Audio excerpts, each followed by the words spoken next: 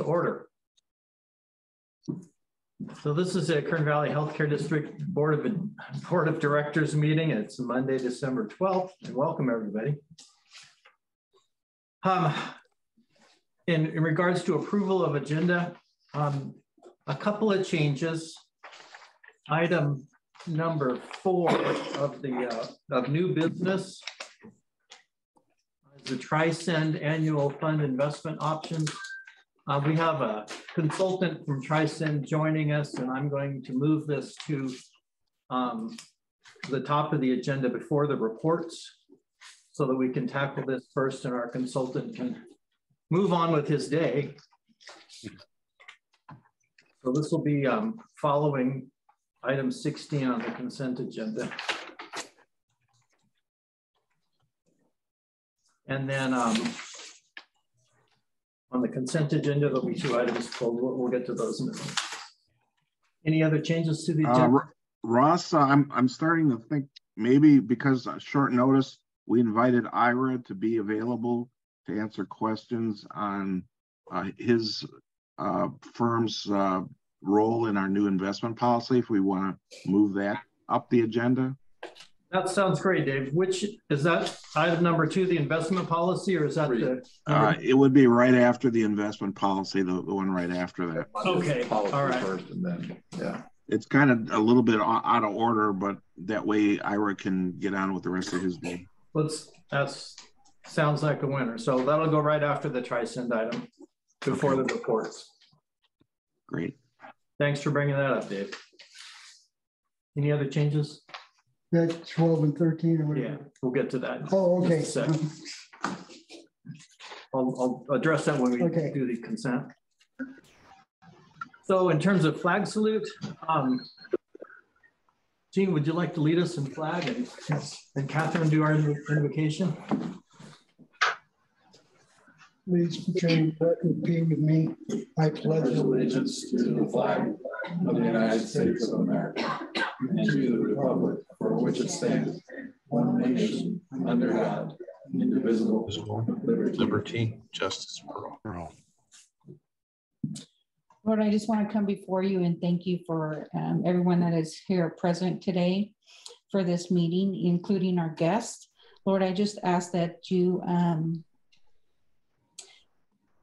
give us the knowledge we need and the trust in each other that we can go through this board meeting and do the things that we need to do, that we need to call upon you in your name, that we can make the right decisions, and that we will do what needs to be done for this community and the staff of the hospital. I just ask all these things in your name. Amen. Amen. Welcome. There's a statement here on the agenda for you to review on your own. Item C, public comment. This portion of the meeting is reserved for members of the public to make comments of this board on items that are under our jurisdiction, but not on today's agenda. Do we have any members of the public wishing to be heard? Okay, seeing none, then we'll move on to the consent agenda. All items on the consent agenda are considered non-controversial and routine, and they'll be considered in one motion for approval. Does somebody want something off consent? I'm not going to answer it for me. So these will be approved in one motion unless a member of the board or any member of the public would like an item removed from the consent agenda, and it can be discussed separately. And we do have we have a request from Jean to remove item 12 and 13. These are job descriptions. So you'd like to discuss those. Did you want to discuss the accounting clerk as well, or just those 2? Yeah, the addition of, apparently it's an additional people rather than just job description. So all 3 of them then? Yes. Okay. All right. We'll discuss those following the financial reports, following David Wright and wherever it's fine. Okay.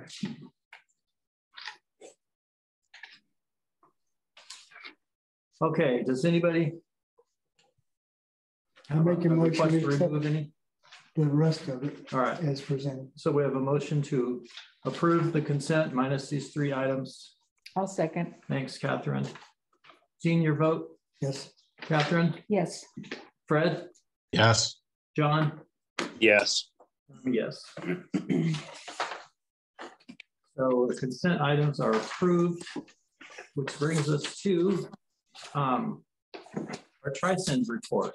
We have with us David Wright, our consultant contact with TriSend, who manages one of our investments. And David, I'll turn it over to you. All right. Thank you, Ross. Good afternoon, everybody. Oh. Do we have anything? Where did this come from? From David. When did we get it? Friday. We didn't get it in the report. No, we didn't have the time to get there. Okay, so we can't take action on anything. We can't, it's just a recommendation. All it is every year, I'll let David just explain. Okay. Good afternoon, everybody. Appreciate the time today, and just a reminder, roughly a year ago now, back in the mid-December of 2021, we implemented the CapEx plan for Tim. As part of that, there were a couple of life insurance policies placed to achieve a couple of objectives. One was some retirement income for Tim, and two was repayment of all the capital provided by the district back to the district when Tim and his wife pass away, plus an interest rate.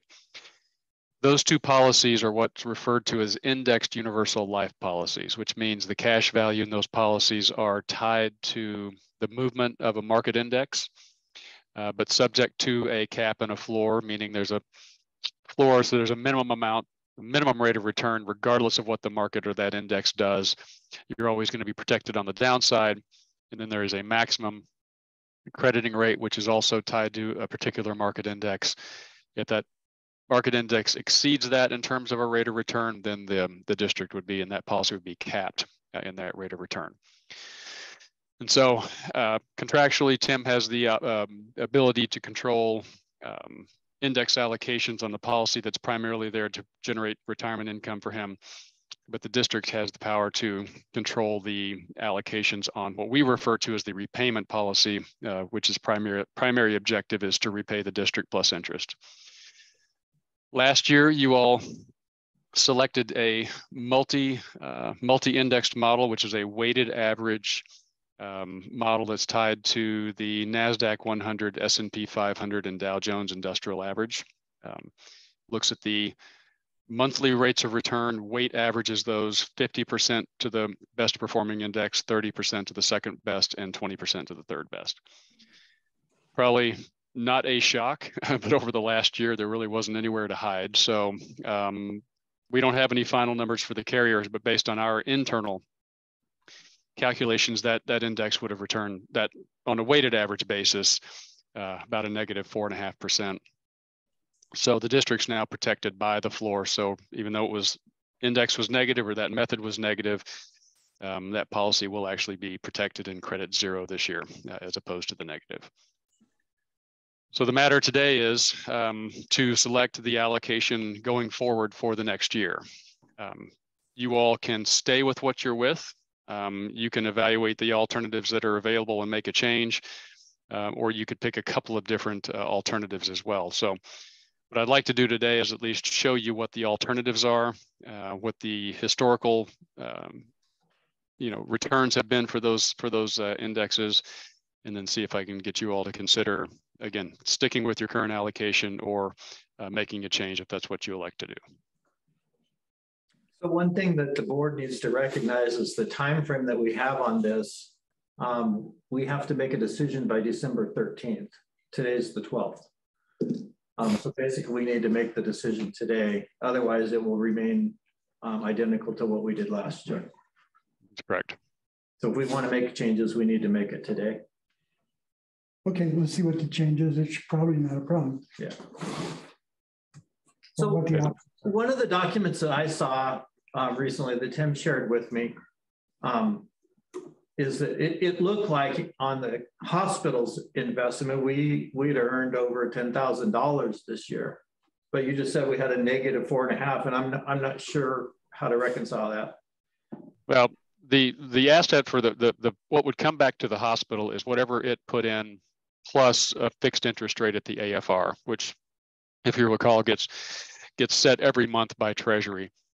And so, yes, that's what would get paid back in any given year. The policy itself is the collateral that makes that happen. So there's kind of two different things going on. One, what's referred to as the outstanding balance, or maybe more descriptive, the loan receivable that gets paid back when Tim and his wife pass, versus how is the policy doing on a year-to-year basis in terms of crediting. So it's very possible and probable that loan receivable actually went up because of the AFR by that $10,000. But we're focused kind of primarily on just the policy itself at this point. Does that make sense? That's the index annuity. Yeah, thank you. You're welcome. So I think I can share my screen here, and if I can, then we'll look at a couple of different, see if I can make this make sense. I have far more screens open than I thought.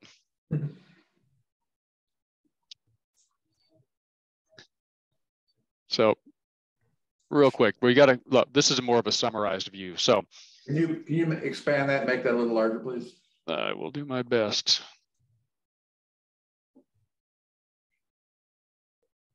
Is that better? A little bit bigger would be better. I'm with you. I like it big. That's good. There we go. Almost don't need my reading glasses now. So there are 5 different alternatives for this particular policy. And I'll be quick to say, you can leave it all in one alternative. You can spread it among multiple alternatives if you would like. The one you all were in for this last year is that 1-year multi-index. Again, it looks at monthly returns for those 3 indexes that we talked about, and then weight averages those based on performance. The worst you will do is 0. The cap, or the best you'll do over this next 12 months, and again, it could change after that, is 9.5%. And whatever that index does, or that set of indices do inside that 0 and 9.5, the policy will credit 100% of that. So these terms are called floors, caps, and then participation rates. It allows us, based on history and just limitations that the carriers impose on us, to illustrate at its highest at about 5.74%. So that's just, obviously it can get higher than that. That's the highest number we have the ability to use for projection purposes going forward. There's also the 1-year S&P 500. So whereas the multi-index has 3 indices tied to it, the 1-year S&P is just the S&P 500. Again, always a 0. So no matter what the market does in terms of negative returns, you'll always be protected. You'll get as high as 9%, and again, 100% of whatever the S&P does inside that 0 and 9% is what the policy will credit.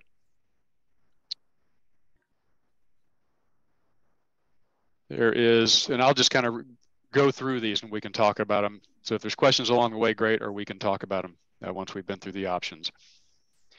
The third one is a uncapped S&P 500 alternative. Again, all of these options are always protected at 0. The policy will never credit less than 0.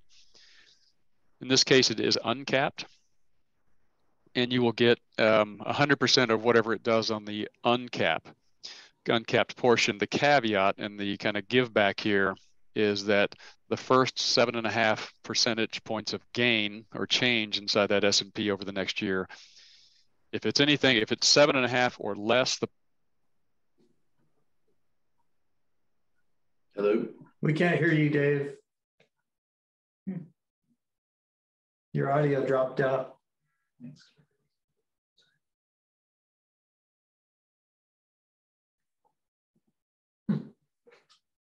Can you bring up the little people and see if it's us or him? Still showing you. What about now? Hear me? I can hear you now. Yeah, now we can hear you. We just need to stand right here. is it back now? Yes, Yeah. we're back. Sorry about that. Okay.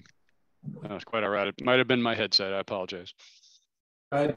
Just a quick question. Did we drop the video for the boardroom? Oh, there you guys are. You're back. Yeah. Sorry, Dave. Oh, no worries. So I'm not sure where I cut off, but on this uncapped, there's a spread percentage. So the first 7.5 percentage points of gain inside the index would sort of go away. That's your spread percentage, but anything above 7.5.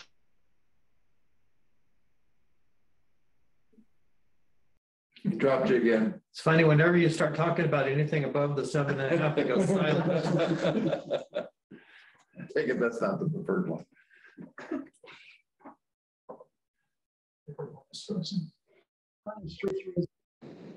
Are you okay? You guys are going in and out Yeah, in the boardroom. we are losing our internet every once in a while. Yeah, Yeah. I You did are. as well, guys. Mine just came back on. Okay, every time you talk about this, anything above the 7.5%, we go silent. Yeah, so don't do that. Must be a sign that's not the right choice. Did I get enough out where you kind of understand that alternative, or do you? I'm happy to start over there. Hey, guys, forgive me. Did we start recording again? Because it stopped for a second. Get started again. Thank you. Okay, now that 7.5, which one is going to benefit Tim the most? None of those are for the hospital. Oh, this is just for the Yeah. hospital. Yeah, yeah. Okay, okay.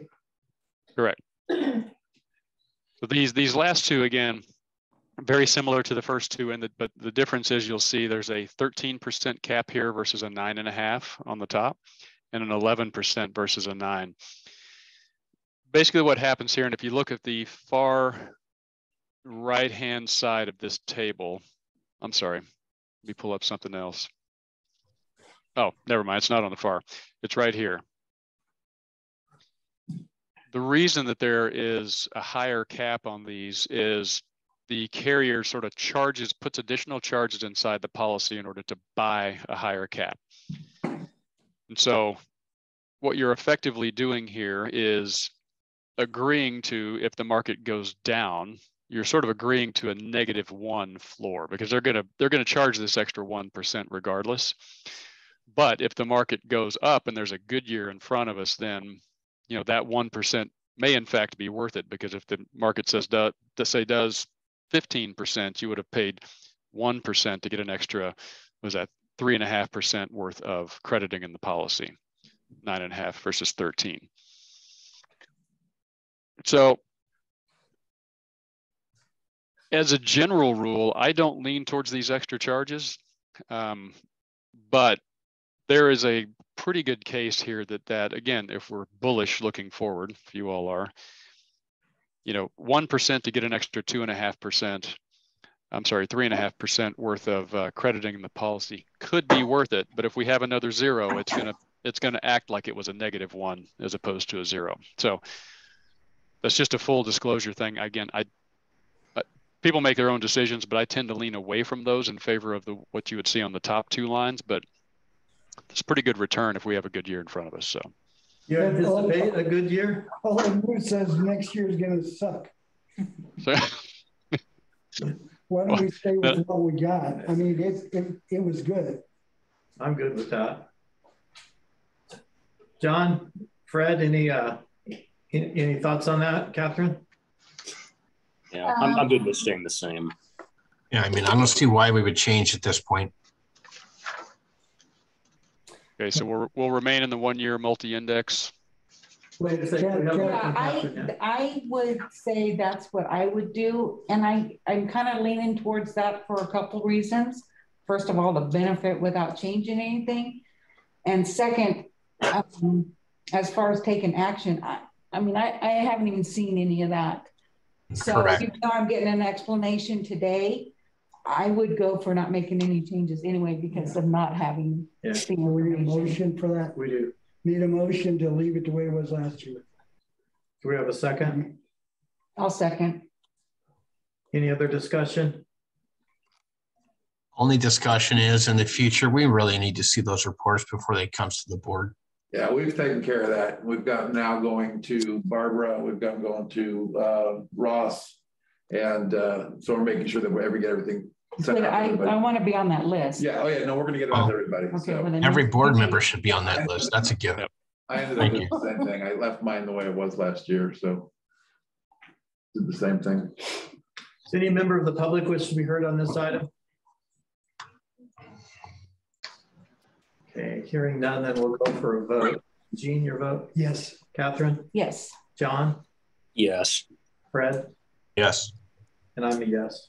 So we'll keep it the same. David, thank you. Thanks, David. Thank you. Thank you. And the Thank good you, news David. is you guys don't have to do anything else. We'll take care of notifying the carrier. So Okay. all is good. Thank you all. Hey, Dave, before you Okay. leave, release your screen so we can go back to our. Yeah, yeah, good.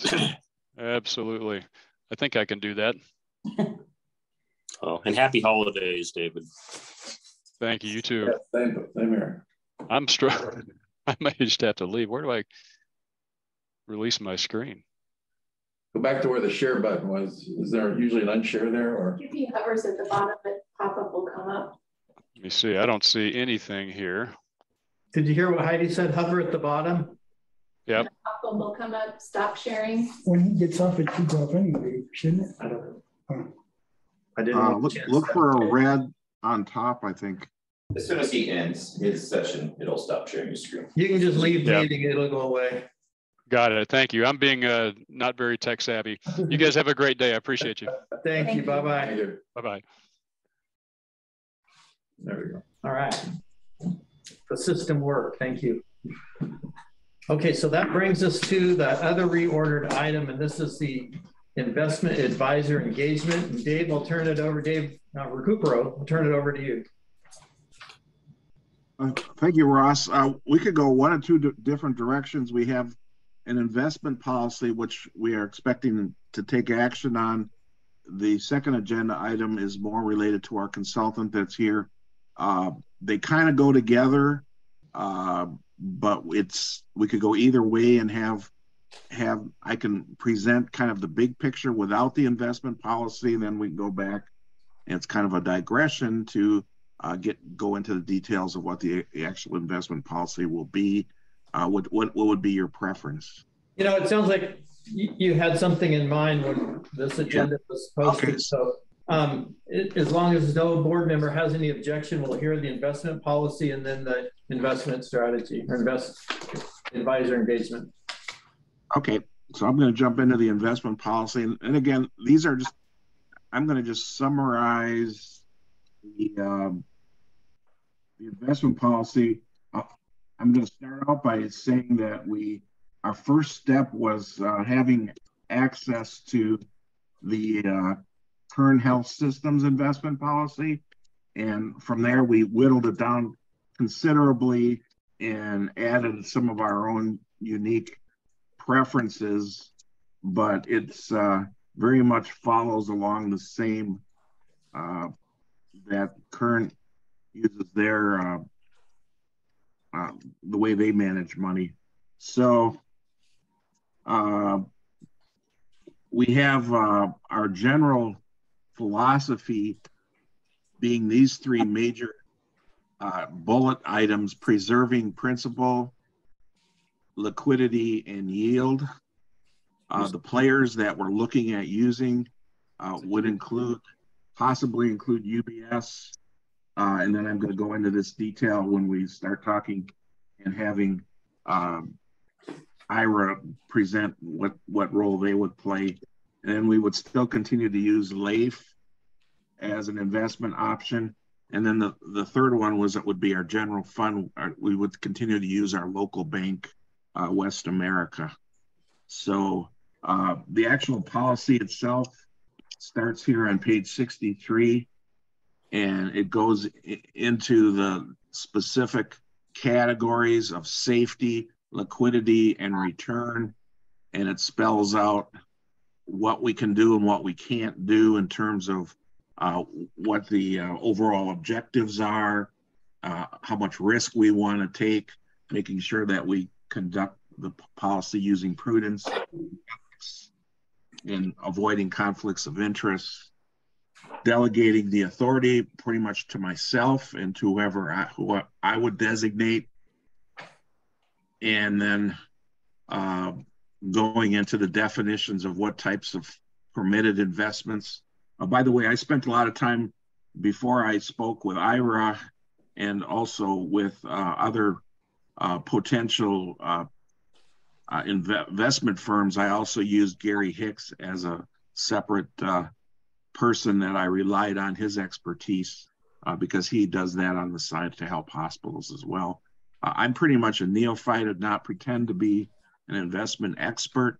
So I really am going up the learning curve, and I'm glad to have Ira here because he could probably better teach you guys the things that we would be facing more so than I would be in presenting this proposal to you today. What we know in general is we have a major change in the environment in terms of the interest rates, how they've changed fairly significantly over the last 6 months or year. So we really didn't have this opportunity till recently to relook at how our money is being invested and to look at other options, which, by the way, are as safe or even safer than what we currently have our money in, with a much higher rate of return. So that's what got me motivated to kind of push this through quicker than I normally would have. I probably would have waited till next month to do this. But just for example, if my returns come through the way I'm expecting, by waiting even 2 weeks would cost us $20,000 of interest if we push this decision out a couple weeks. So the quicker we decide, the better. The types of securities mostly would be in the area of treasury bills, and that's A. And those are obviously very safe. What we would be doing is laddering them. In other words, having them mature at different intervals when we know we might need the money. The good news for us, because we're putting our major project a little bit on hold until we find out about FEMA, is we've got about a 12 to 18 month period where we're not going to need to use much of that liquidity, and we can at least do a 2 and 3 year treasury laddering, maybe even go out to as much as 4 years, and take advantage of the current interest rates, which happen to be maxed out the highest in that kind of gap period, anywhere from 2 to 3 years. So we're kind of doing this at the ideal time, and all the planets seem to be lined up for us to be doing something like this. I am this is a draft policy, and I am, as I speak, looking at making one tweak here on G, moving this to 30% to give us a little bit more flexibility. We've already got other things that constrains how much we use corporate securities anyway, so the 30% would kind of put us in line to what we would make sense to do. The other change that I wanted to make is on the treasuries, instead of going from AA to A on page 68, we have a reference here that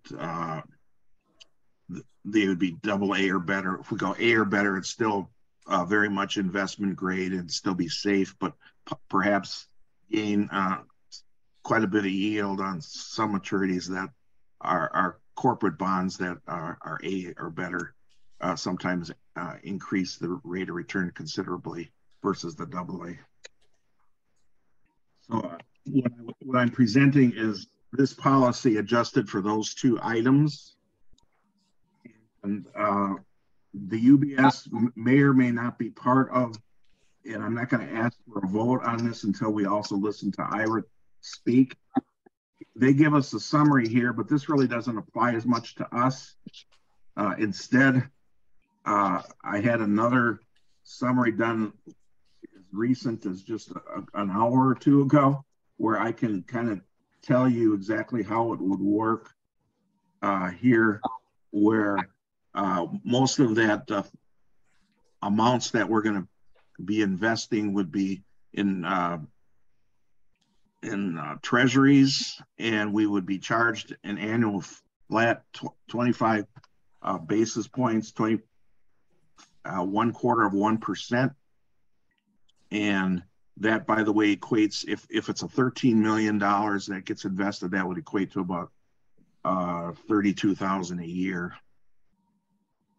If the board decides to trust me, I could probably find a cheaper way that I could just go out and purchase those, and that we can discuss that at a later time. But right now we have IRA here as one option to go with their proposal. The nice part about them is they know hospitals, they work with current health systems, they come highly recommended, and they're local. So we have that to consider. And I don't know, Ira, do you want to kind of jump in and tell us what you had, because you prepared this little box here of how this relationship would work? I'd be happy to, David. Thank you. Can you hear me okay? Yes. Yes, sir. And just a little background on myself.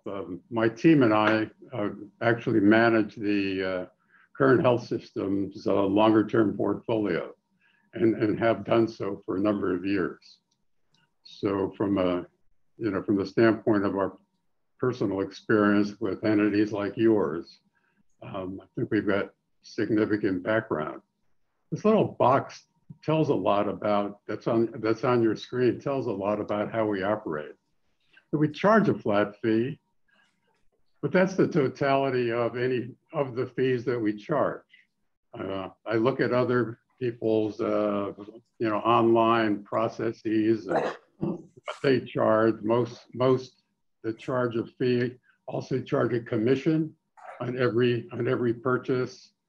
But there's something even more critical in that. So we buy individual bonds. We're not buying a mutual fund or like an ETF. We're buying the actual bonds, and the price you pay for the bonds is really kind of critical as to how it comes about.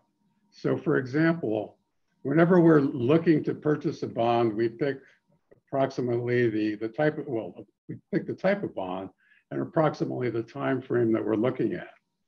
But then we have relationships with about 200 broker dealers around the country.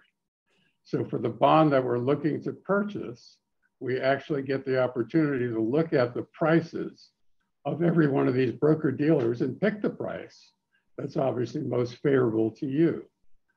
The way a lot of firms work in this, in this process is they buy or sell from their own inventory. So in other words, if they're selling you a bond, they sell to you from their inventory. They're buying a bond from you. The idea is to buy it for their inventory. And maybe it doesn't sound like a lot, but it's an extremely important differential for us as to how we do this, because the markup on a bond can be anywhere from 0 to 5%. So I see some people that are, that we often come in contact with, that we're competing with, they say, well, we only charge this and we only charge that. And then they wind up selling the bonds or purchasing bonds for, for their client at significant markups to what the competitive price would be.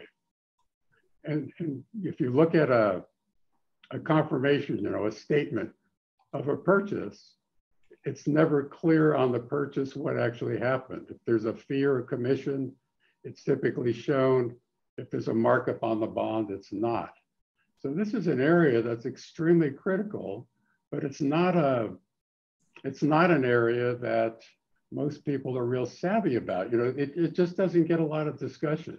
You go to parties or you have discussions, and you're talking about the stock market. There's a lot of excitement in the stock market. I mean, not so much this year, but there is typically. Well, nobody talks about bonds, right? They're very bland. They're very unexciting. So, most people just don't have a good sense for how bonds are traded, but the costs involved and how you do it can be significant. So for me, I always like to have this discussion just to kind of inform people that may not otherwise have an understanding of the complexities of how this works. And something else, so me and my firm act as fiduciaries in every transaction that we do for you. So what that means is that anything and everything we do for you must be in your best interests. And that's critical because there's always lots of choices to make. And as a fiduciary, we always must make the choice that operates in your best interest.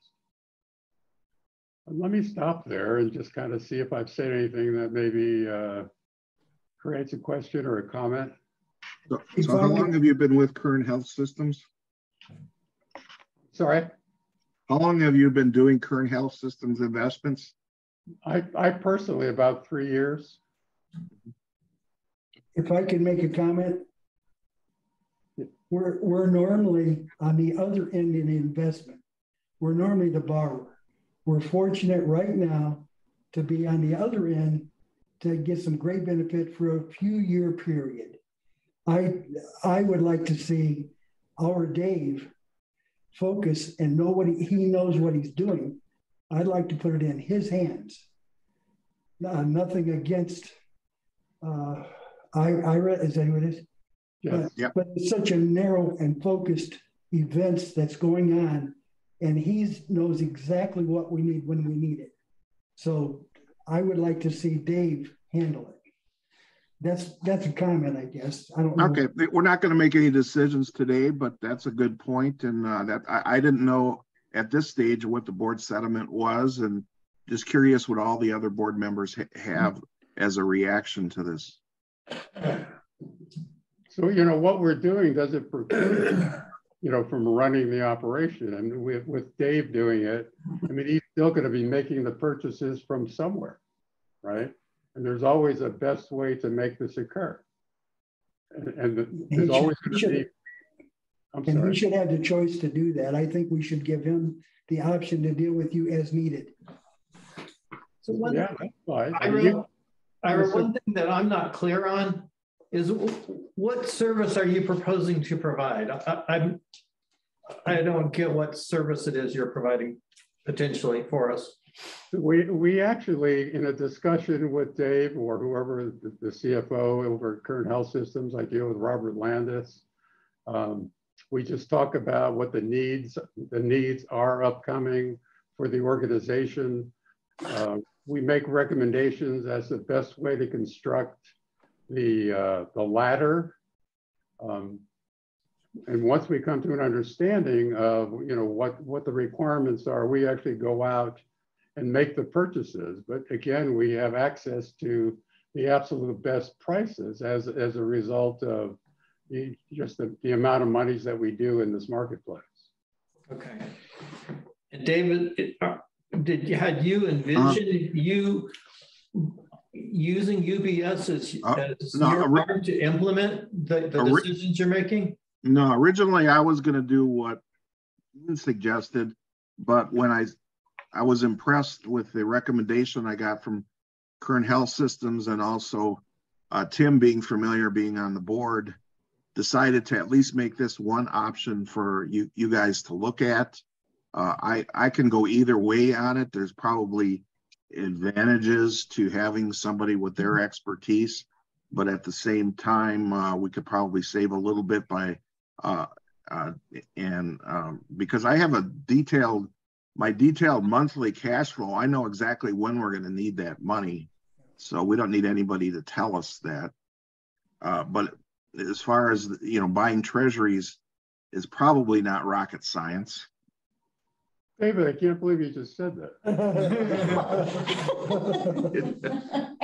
Okay, we're not going to make a decision now anyway, right? Is that right? Point? Okay. But I wanted Ira to give it his best shot. Well, from the standpoint of whether you do it or I do it, I think the issue is you still, if you're out there buying bonds in the bond market, you still want to do it in the most competitive way. Because again, the pricing on these bonds can vary significantly. So as a function of how you buy them and who you buy them from. So whether Dave is doing it, he's going to do it through somebody, typically. And as he does this, I mean, he's going to want to be sure he's created a relationship that offers the possibility of getting the most competitive rates. So just to show the board, the grand total of what we have in liquidity right now, this 22 million, we're talking about mostly having UBS in the area of these treasury, USB, that's the wrong, yeah, USB, excuse me, 13 million. UBS, that's a typo, sorry about that. So, and then you see, we also have another new relationship with First Foundation, who will also have our line of credit. They're offering a free line of credit. We could go up to 5 million. And as long as we keep 1 million laddered CDs, and they'll do all the work in terms of making sure that that stays. And then it's all insured, even though you don't have to deal with the 250,000 FDIC situation. So this is anyway what I've already envisioned for us, how we're going to spend the initial 22 million. Now, granted, this is likely to go up to 26 million by the end of the fiscal year, so we've got even a little bit more we can play with over the next 6 months or so as the IGT money comes in. But the whole reason why I'm excited about this is our current level of returns on interest last year, and the audit was 250,000. The projected amount, if we do exactly what we're suggesting here in terms of what the current rates are, gets us 752,000, or on an annual basis increases our bottom line by over $500,000. Ross, do we need a motion or anything to put it in Dave's hands to do the best he can and present it to us and we approve it? What I'd prefer to see happen is we get some more information, bring it back to either the finance committee or the, whatever. But I've got 100% confidence in Dave, nothing against Ira, except he knows every minute what we're doing. Well, timing, we're still going to generate the timing response, because that's, I think, what Ira was saying before when he meets with Bob Landis. They discuss their need for capital that year in terms of when they need the money. I know, but we know it as it changes and they don't. So Dave is best. Well, they work hand in hand. I know. He can use them as much as he wants. Yeah, I'm just saying that this is a fluid thing that they work on as well. This is one of the reasons why they focus so much on having investment opportunities that are liquid, so that if we need the cash right now, we can get to it, and so forth. So, and then also, I guess my understanding is working with Ira and his group, then that gives us a wider selection of different prices, more of a better benefit. Yeah. Okay. Thank you. And something else as well, Robert Landis and I, we meet on a regular basis, at least quarterly, actually usually more than once quarterly. So I'm always in the loop. So it's not like I'm out there doing stuff and wondering if it fits. It always fits because the conversations are ongoing, typically regularly scheduled, but often we'll have conversations along the way if there's something occurring either from his side or something I see from my side that might be just a good idea. So I think it's important to have ongoing conversations. It definitely works with us in current health systems. Okay, any other questions from board members before we can let Ira leave and go on to the rest of the... I don't have any questions. No, thank you, Ira. Appreciate the information. Well, thank you all. Thank you, Ira. Take care. Talk to you soon. And as far as the board, the investment policy is it's out there. It's a draft. It can always be adjusted for any little wrinkles. It really follows current health systems, and it's even a little bit safer and less risky. So I felt it was a necessary first step before we did anything, is to have this investment policy approved by the board. Okay, may I say something, Ross? Yeah. So, Dave, are you proposing to replace the existing investment policy that the board has implemented? I was wondering, I was looking around for Chet's files and I couldn't find anything. I probably missed it. Yeah, so the board has adopted an investment policy. I think it was back in 2017, 2018. We'd have to track it down with Heidi. So Yes. That policy includes the requirements for bank accounts, financial reports, budgets, reports to the board. The difference in that policy gives you all the authority you're looking for in this new policy. Okay. But it's not as lengthy, and that's a drafting consideration. I don't like to draft policies that incorporate all of the statutes. I prefer the high points, so we're not having to amend it every time the law is changed. So, Heidi, with the board bylaws, we have all those policies as well, correct? I can email it to Dave if you'd like. I could figure out a way to merge those two policies, take out a lot of the detail that you say is not really what we want. And then in 2 weeks, when we've made a decision on all the different parties to use, we'll also have a revised draft of the policy. Yeah, and if you want to go with more detail, I mean, that's just a personal preference thing, so I'm not opposed to that. But because there is an existing policy, we should compare the two and do whatever from there. I wouldn't have any problem at all merging those two together. In fact, that's probably how I would have done it if I was I should have asked enough people the right question that I would have done what you're suggesting. Okay. Scott, I just wanted to point that out. Scott, can we give him the authority to do it in 2 weeks now? Because we won't have a meeting, right? No, we'll in 2 weeks' time or whatever, we'll be back for our committee meetings. And so we'll have finance committee, we'll have building and planning, maybe. We could do it at any one of them. We could do it then. Okay, all right. But the issue here really, came out when I was sitting down looking at this because I had a recent meeting with Current Health Systems and their finance committee. And, every 2 or 3 times a year, they bring the policy back for the board to look at and refresh it and so forth. And then on a quarterly basis, they have a review that comes back to the board that shows how our investments are doing. And so they have upwards of $350 million that they invest. So, I mean, they do a ton of stuff. So I have a question. So Dave, I appreciate that you brought Ira forward for us and stuff. So my question for you is, what do you want? I ask that because we always, we start out strong, we're doing good. And then it's like, we get so busy, we need to bring somebody in to help.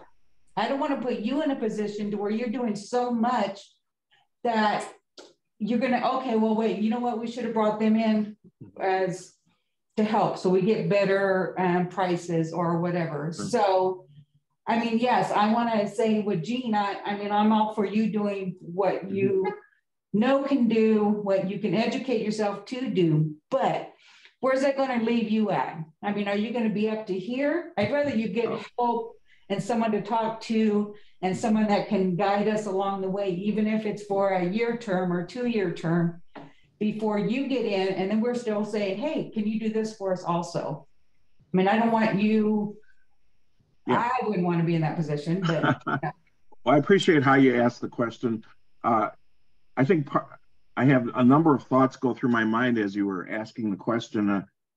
One of the thoughts is buying treasuries is not rocket science. So you don't need, you don't necessarily need someone at a real high level of expertise on what I would be doing. Until you do something wrong and we come at you. Good point. That's another one. That's another one of my thoughts. What I don't know is where the problem is. I don't know that I don't know, and then it's too late. Yeah, you don't know till you don't know. So I'm just saying, I mean, that to me would be important on your stance of it, because we're here to support you, but we also want to hold you, or we're going to hold you accountable. Mm-hmm. So don't, we're always, and you're one of the first ones to always say, you know what, we need to get Barbara more help. We need to get HR more help. We need to, so before we get into, should we start out that way in the beginning? It's one of those 50-50, and I'd answer you if Well, there yeah, was. you're backpedaling. I'm not trying. I'm really not trying to be a politician on this one. Maybe I would lean a little bit toward Gene because I have enough ego to think that I could probably do it and save the hospital money. I don't think it's rocket science, and I don't think I'm going to miss anything important. But obviously, there's a little bit of risk there of what I don't know. I do rely on other people like Gary Hicks. As soon as I run into something, I get on the phone and ask other people that I know, other CFOs that I have respect for. So I don't try to be a lone ranger on something like this. Okay, well, I need you to feel confident and comfortable because I would be holding you accountable, and I don't want you to be stressed out in the process. He knows if he has a problem, he can call me. And there you go. I can call Gene. So now you understand my question. Yeah, good question. And I think I'll leave it to the board to decide, and it'll just take a majority of vote out of 5 people, and I'm fine with that. Can we do that now? I'd like to. Yeah, I'm not. Well, okay. Yeah, the alternative, by the way, the cost alternative is instead of that 33,000 is around 5,000. That if it was just me. Gonna get help. So that's. But there may be other costs that you're not aware of. There may be other costs that I'm not aware of. Right. That's the concern I have. So he'll save us about 25,000 by going his way. I can not necessarily. We don't. Well, he could. Well, and we. I mean, I could bring Gary Hicks to our next meeting. He has strong opinions that he thinks I should do it. But he thinks it's a waste of money for us to use a firm like that, but that's his opinion. Do we pay Gary Hicks anything? Just when we went for financing, no, I'm just kidding. I'm just saying. Yeah, he's on a retainer. Yeah. Yeah, if he goes to somebody else, he doesn't get his. No, he has no vested. He has no dog in the hunt on this one. Okay.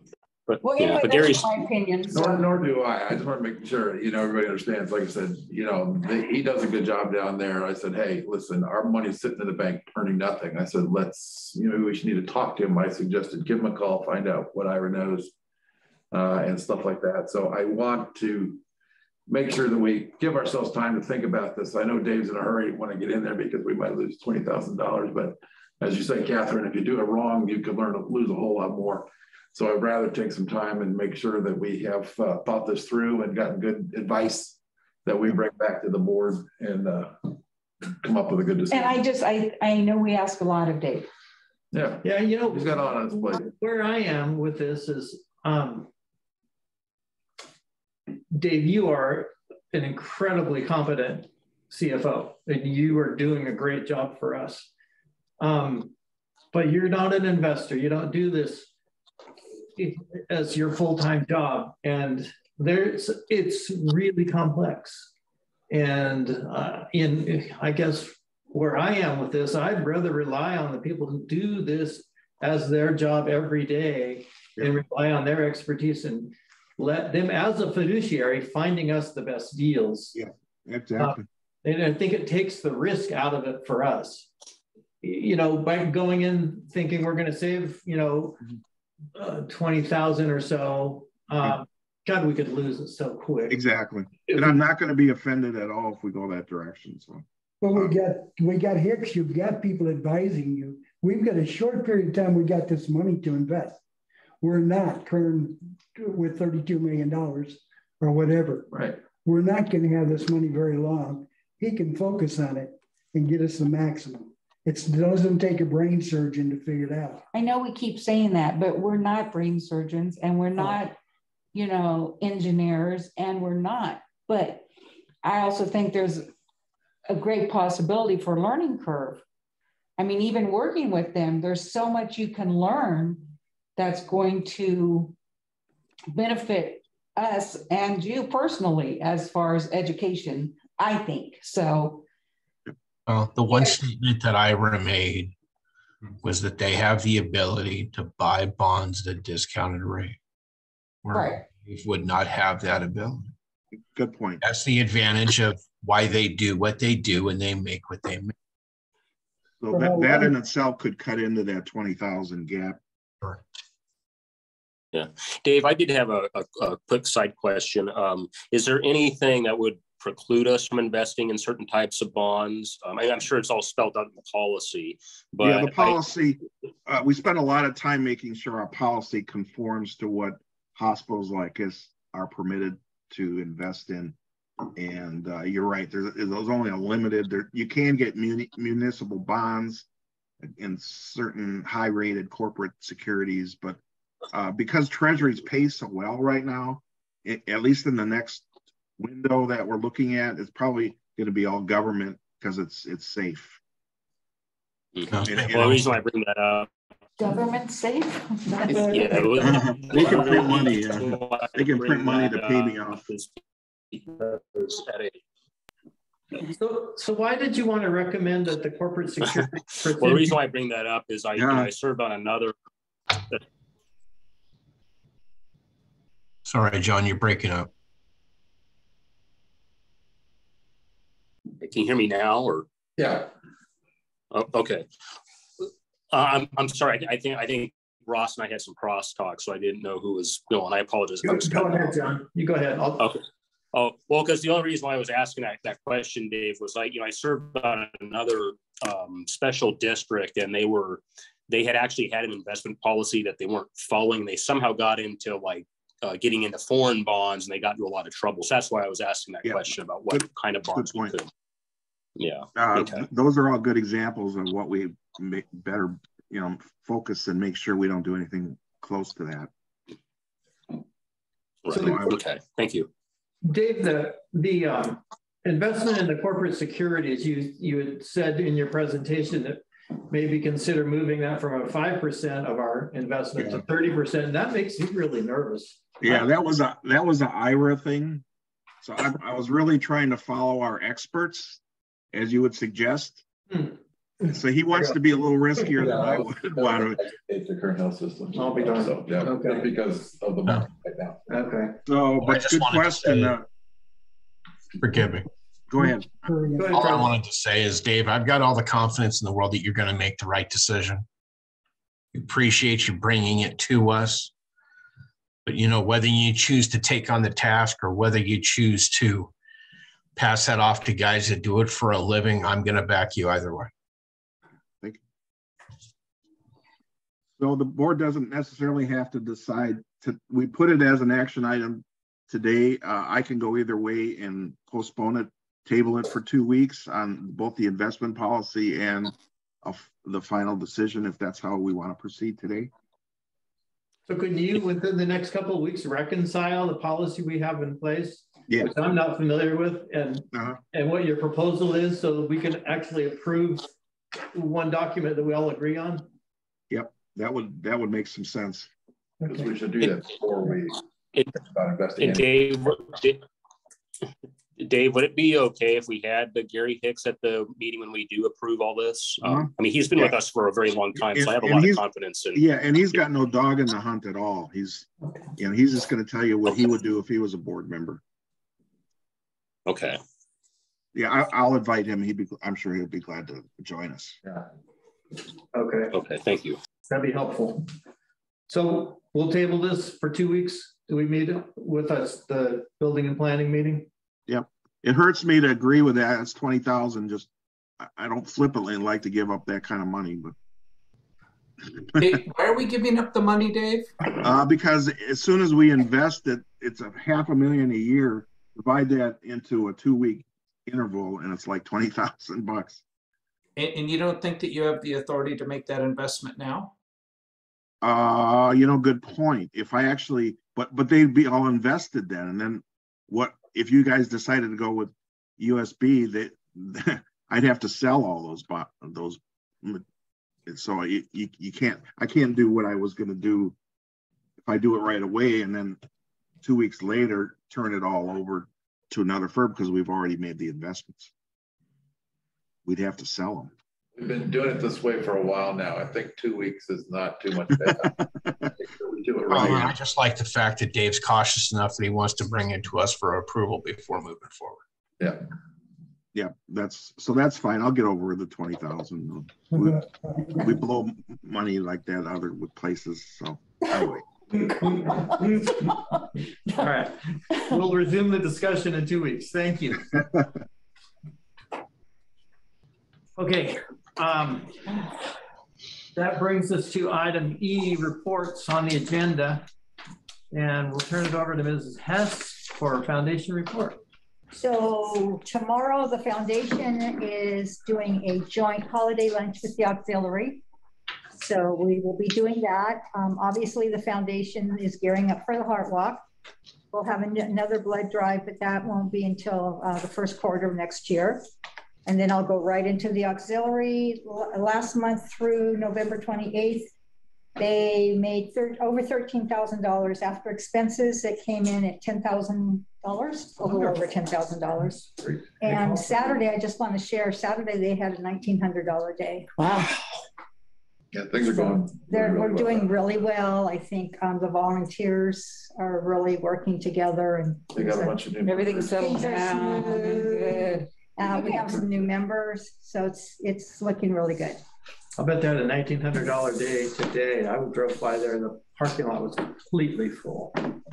I know we're going to close down in January because we're going to get new carpet and paint and stuff. So nice. Did we do anything for Cindy on her way out? She treated us like a full-time job for so many years. I haven't. She's leaving town, right? That's what we understand. Yeah, she's been non-communicated with us. Yeah. Well, she's been communicating on Facebook. Really? I don't do Facebook too. Well, it's probably a good thing because she has definitely not been the Cindy you would have, well, maybe, but things have not been kind towards us. Oh, So that's why I asked if we did any, if we tried to be on good terms. Well, I think we had tried and stuff, okay. but okay, all right. Yeah. Okay.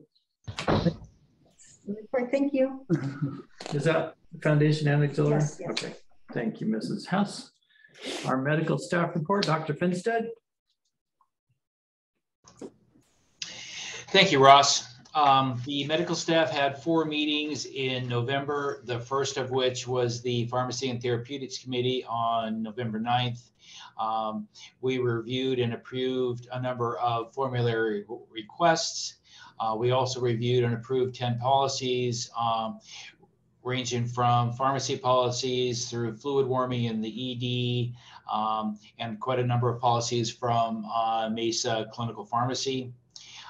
Along with that, we approved 2 policies for acute care regarding the pharmacist to dose vancomycin and to change from IV to oral medications on the parameters associated with that.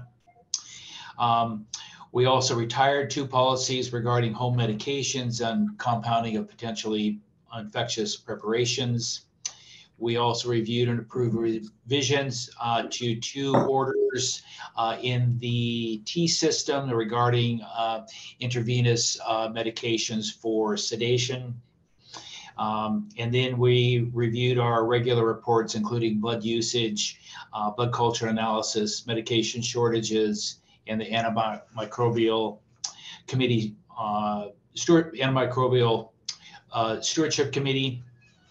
The Medical Quality Council met on November 15th. We reviewed the CDPH plan of corrections for pharmacy, including compounded sterile preparations, terminal cleanings, filter changes, temperature monitoring, environment of care rounds, and the monthly compounding log. In addition to that, we reviewed regular reports, including risk summary, the nursing center quality assurance studies, Medicare reports from second and third quarter. We also reviewed the nursing center plan of corrections and the antimicrobial stewardship committee minutes. Then the medical executive committee met on November 29th. We approved the above mentioned policies. We had a clarification on one that's still pending approval. We reviewed and approved the formulary request. We also had a discussion regarding perhaps changing the way we treat alcohol withdrawal in the emergency room. There had been a potential shortage on the Razepam, which is the most commonly used medication. So we're still working on that. And then finally, the Nursing Center Continuous Quality Improvement Committee met on November 30th. They reviewed and approved a policy regarding wound care. In addition, they reviewed their regular reports regarding the plan of corrections, QA studies, hospital-acquired infections. They also reviewed were the medication regimen review. The Antibiotic Stewardship Committee for the Nursing Center was held immediately after that meeting. They reviewed the third quarter antibiogram, along with their regular reports, including antibiotic usages for urinary tract infections, wound and respiratory infections, and also the microbiology regarding for the nursing facility. So unless there's any questions, that's the end of my report. Questions, board members? No, sir. Good job. Thank you. Thanks, Dr. Vinstead. You're welcome. My pleasure. Okay, our Chief Executive Officer report, Mr. Magoo. Great, thank you. Again, it's been busy. I mean, obviously, we had a great presentation this morning from one of our elementary schools. They came in to sing to the residents this morning, and it was a lot of fun. Had a great turnout for that. Those were preschoolers. Preschoolers, that's right. They were preschoolers, and so everybody loved them. They were delightful. And so kind of just kicking off some of our holiday celebrations. As Deb mentioned, obviously we have the Auxiliary and Foundation Christmas luncheon tomorrow. On Wednesday, we have the employee holiday luncheon, which will be at 10:45 to 1:15. We will also be serving the employees. So again, if anybody's available, we certainly love to help. I'm gonna wait and not do it this year. Yeah, I remember last time. We will be also handing out our service awards, and there will be a present raffle. I think we have over 100 gifts to hand out and stuff like that. So again, always a kind of a fun time. I had a meeting this last week with a surgeon from that's interested in relocating here. And he met with our surgery department and staff, toured the department and so forth. And so still have one other candidate that's interested in coming up. So I've got to be meeting with him here in the next week or so, trying to get that coordinated on our calendars. What type of surgeon, Tim? A general surgeon, just in general. And so capable of doing other things as well with, again, some GI and those kinds of things. So that would be good, right? Yes, very much so. Working with Bob and on the BRIC funding for the application there for the FEMA funds. Had a meeting this last week with them going through fine tuning our application. They have got a team of people looking at that, helping us to where we can beef it up and change language using FEMA's terms instead of our local California terms and things like that to try and get this thing as much opportunity to get past as we can. Also on that call was Cal OES, Office of Emergency Services, and their consultants, and then they've all been helping us. So again, we are working on that. I met with Jim Suver, CEO out at Ridgecrest, regarding some of the issues that they've been dealing with out there, and they've had quite a few recently. And we talked about some opportunities to maybe do some joint projects together. And so we're going to get together here probably after the holidays and talk about some things that we might be able to do together, share some costs, and both benefit from. So interviewed a PA candidate with Greg for our clinic. We are trying to replace our nurse practitioner that left the area. And also we're recruiting for a family practitioner as well. That's critical for us to get that position replaced. Just very difficult in this market right now. Stockdale Radiology about the development of the memo screening clinic. We're reviewing equipment needs right now, and we'll be bringing that back to our next meeting so we can get moving forward on that. Tim, yes, the practitioner or that's in addition to Dr. Monger. Yes. Yeah, we had Dr. Lopez before, and so we need we have to have a family practitioner. Dr. Mongar is an internist. Okay. So we need that in there so that they can see the kids. She acts like a doctor. She's good like a doctor. She's enjoying what she's doing. I had a meeting with her last week. She's loving it, absolutely loving it. And Deb and I had a meeting with the Kern Valley Suns, their ownership and marketing people. We are working on a plan right now to more actively promote the hospital through the newspaper, just with articles about, they're going to help us write those articles. Like board meetings? Yes. Going back to the board, we did talk about that as one of the strategies so that that's in the paper so that people can see that, those that don't have access to websites or whatever. Our team, we've got 2 team meetings going on constantly regarding our implementation of the new pharmacy system and our new human resources computer system in the Sync our HR. It's just a lot of work in getting those things going here. And but the groups are staying on top of it. Carrie's been intimately involved with that as well. And I think there's weekly meetings for both of those products. And then the last thing I had was really the employee activity committee. They conducted a food drive to support 2 of our local charities. And this is our 3rd year of doing that. And so they collected over 1,000 items, or just about 1,000 items to hand out. And that was to the Knuckle Up Ministries. They have like a soup kitchen down there for people to come in and take care of. And then also the God's Storehouse of the Kern River Valley. And they, interestingly enough, they divvied them up about 500 pieces each and delivered those. And just as we brought the food over to Storehouse, they were in the process of packing up and moving to a new site. And so, but they were inundated with food and they just loved it. That was great. So where are they at now? Do you know? I'm not sure where they're at. Carrie, do you know, or Deb? They moved to Isabella, but I don't remember where. Yeah, I haven't heard the new address. I just heard about it before the meeting. Yeah, Sarah Jackson's kind of in charge of that. Thank you. Yeah, and what they do, one obviously is a soup kitchen where people come in, they feed them right there. The other is more of they provide them an opportunity where people who don't have anything, you know, whatever, they come in and you can get a couple of bags and you can go around like a store and stock up and you fill your bags and then you get to take that for free and so forth. So it's really kind of a neat thing. Just kind of gives them a little more dignity and respect. Dean, I don't think you're qualified. The thought was going through my head, taking bags down there. They can always use food and stuff like that. Then we're working with Dr. Spawn. We've been doing a sock drive thing, trying to, you know, collect new socks and so forth to hand out to the homeless and so forth. How's that going?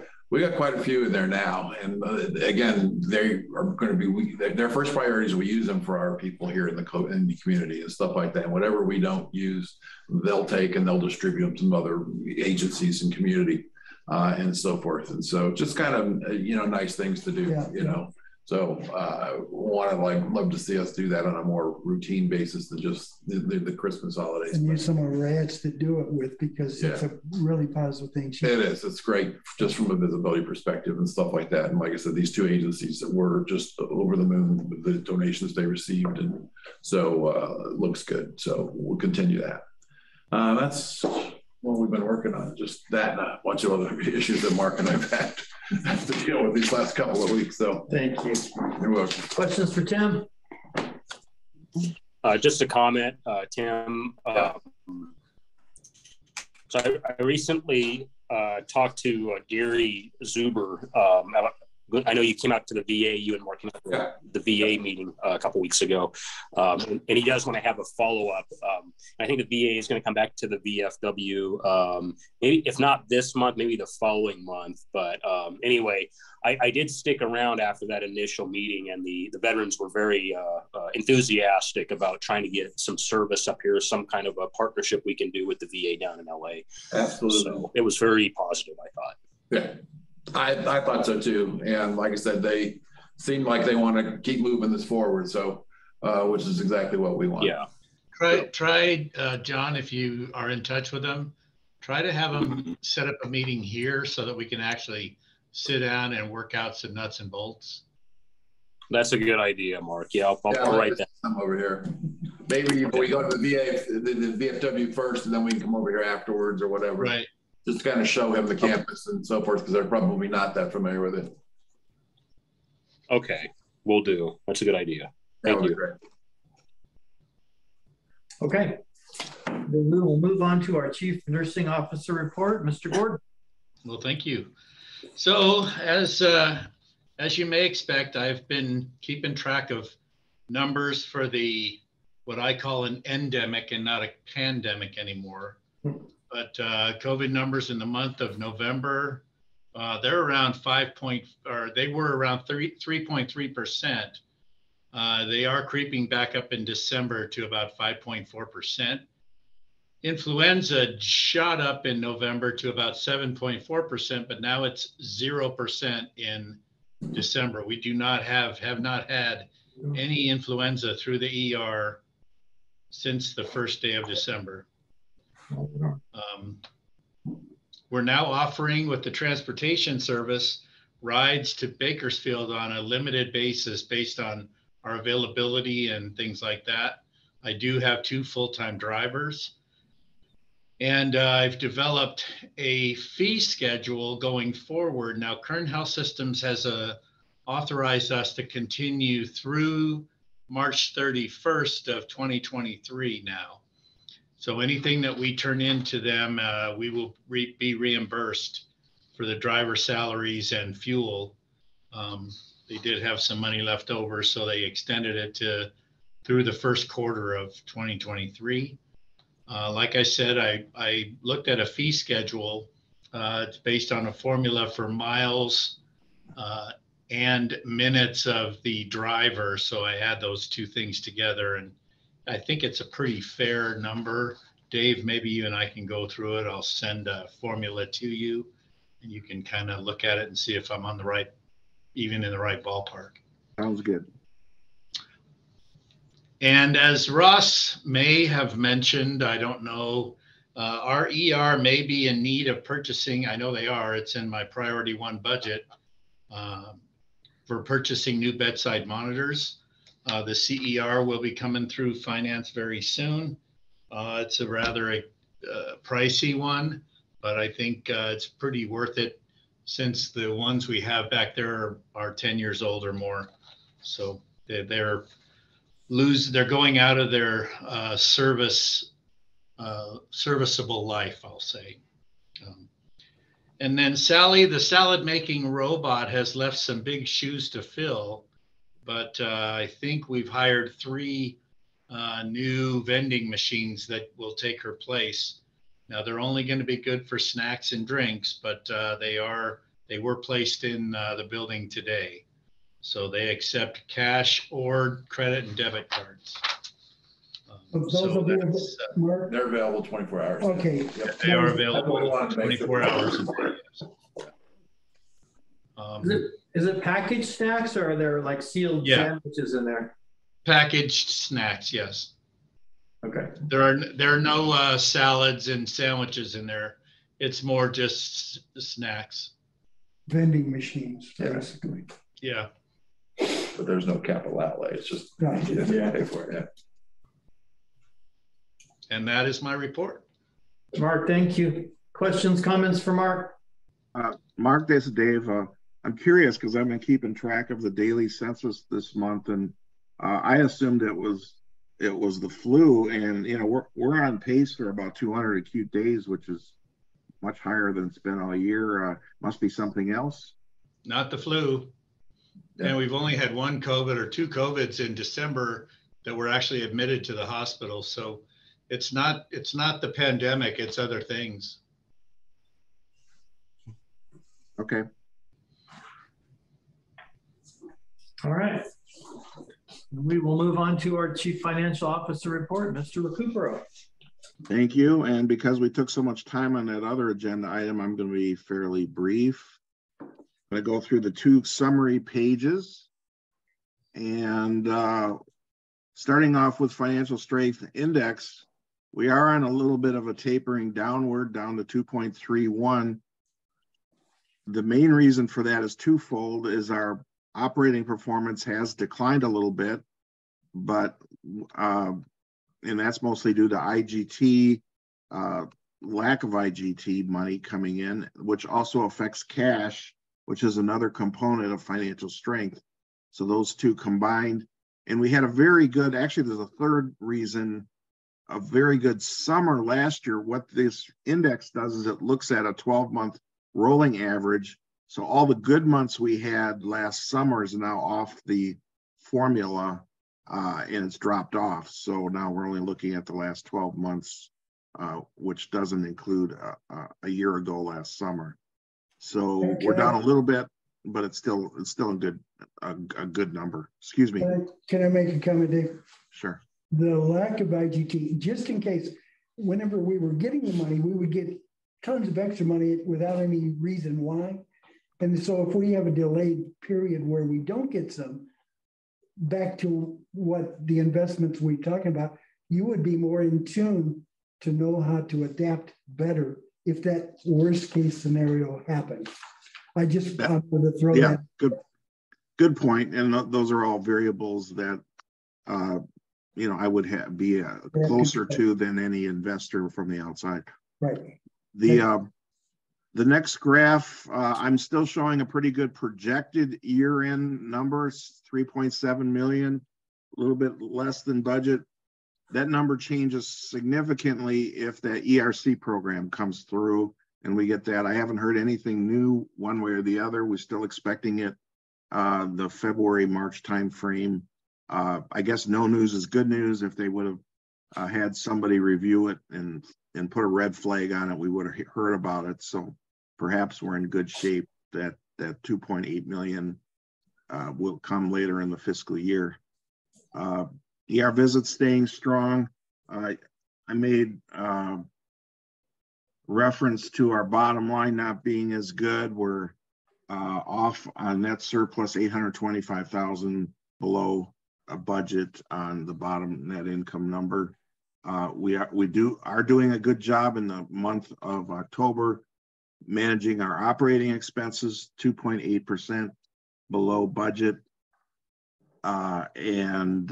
We still, once all the IGTs come in, think we're in good shape in terms of our overall cash position as we get farther into the fiscal year. The other page I was going to go through is to show you how the strength indexes had a gradual decline since the beginning of the fiscal year. A couple not so good months recently on net income.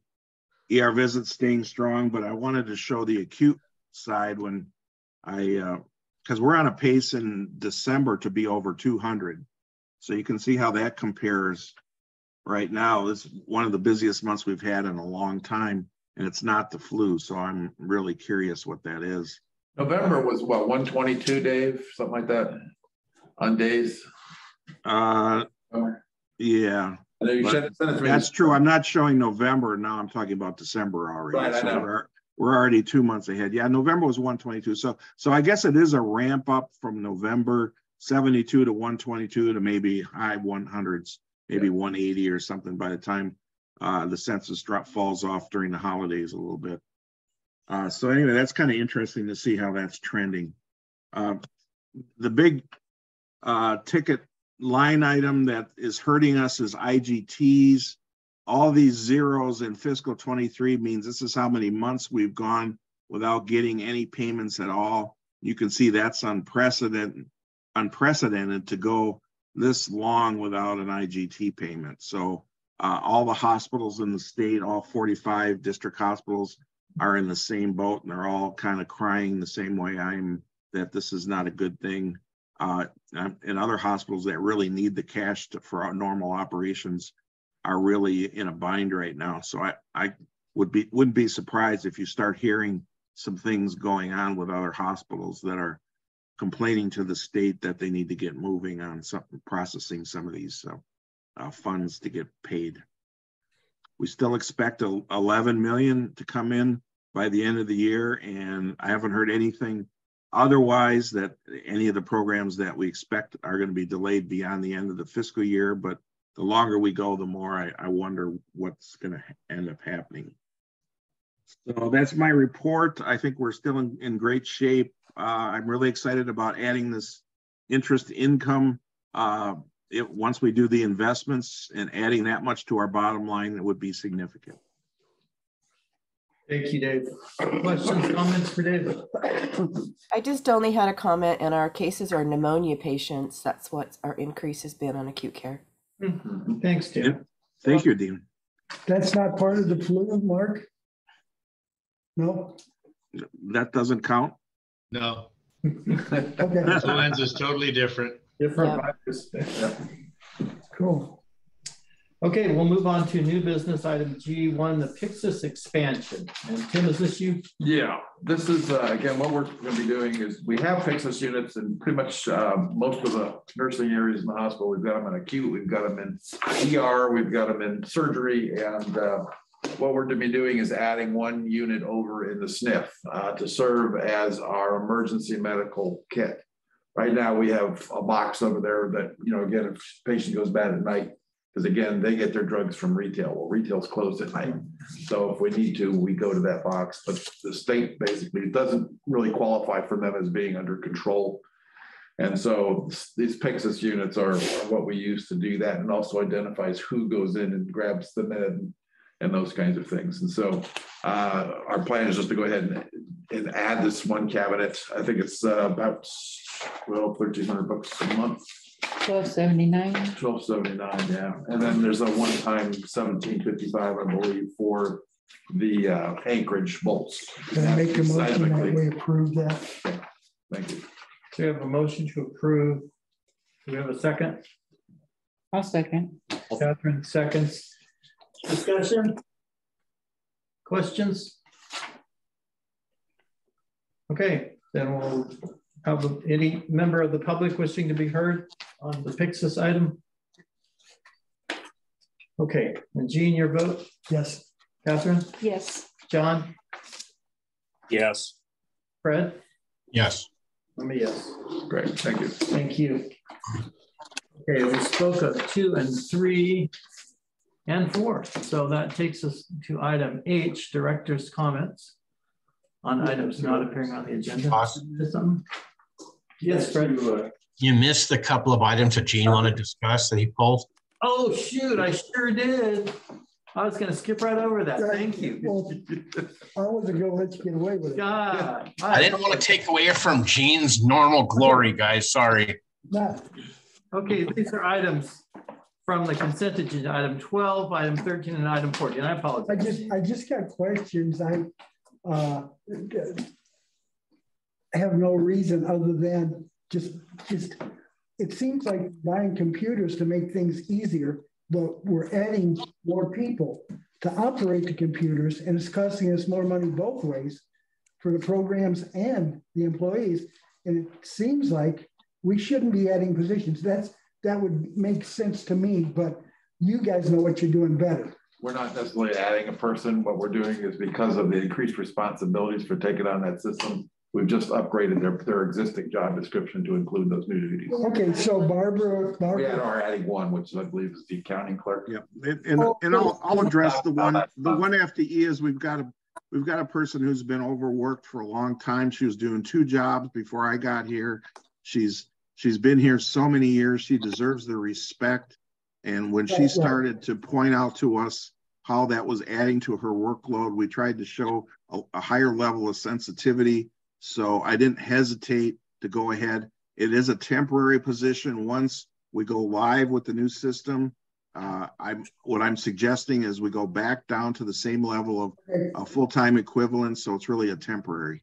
Is that in there that it's temporary? It's not, I didn't want to post it as a temporary. I wanted to post it as a permanent full-time so that we could get a higher caliber person. Eventually through attrition, I know in any of the departments, in the financial departments, we can cross-train that person into registration or some other area. That makes sense, and that's all of my comment. Okay, thank you. And I'm sure Barbara appreciates that.